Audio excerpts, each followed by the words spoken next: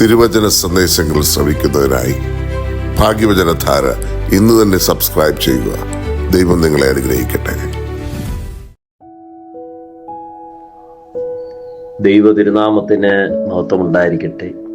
ഭാഗ്യവചനധാരയിലേക്ക് എല്ലാവർക്കും സ്വാഗതം.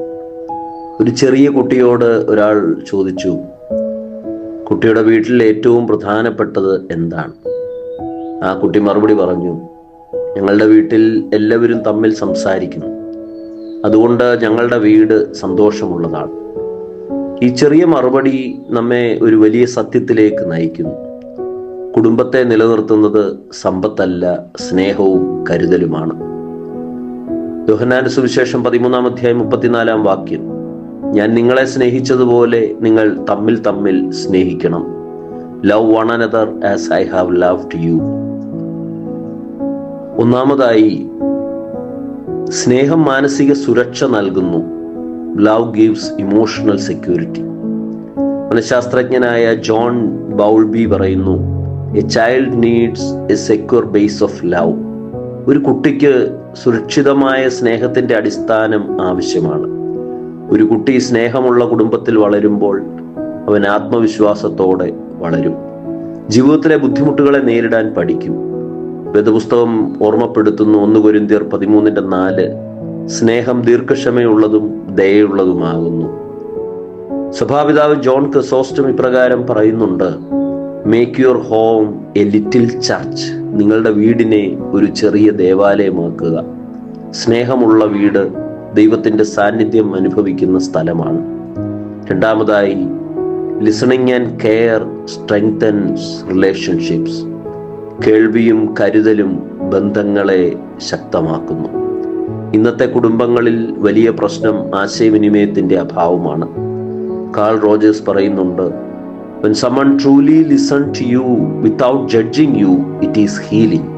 ഒരു വ്യക്തി വിമർശനമില്ലാതെ നമ്മെ കേൾക്കുമ്പോൾ അത് ഒരു ചികിത്സ പോലെയാണ്.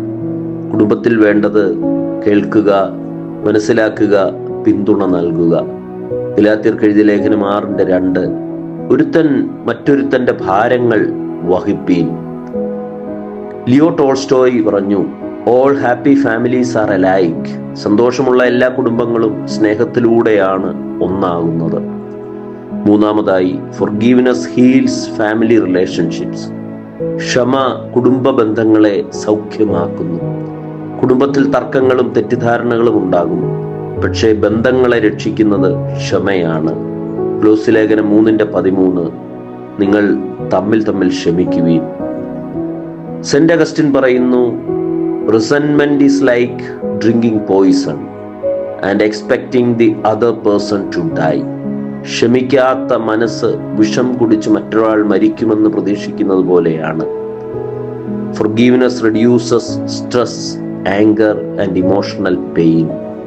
ഇന്നത്തെ വീട് വലുതാണ്, പക്ഷേ ഹൃദയങ്ങൾ ചെറുതായി പോകുന്നു. അതിനാൽ കുടുംബത്തിൽ നമുക്ക് വളർത്തേണ്ട 3 കാര്യങ്ങളുണ്ട്: സ്നേഹം, കരുതൽ, ക്ഷമ. വേദപുസ്തകം വീണ്ടും ഓർമ്മപ്പെടുത്തുന്നു, കൊലോസ്യ ലേഖനം 3:14, above all put on love which binds everything together in perfect harmony.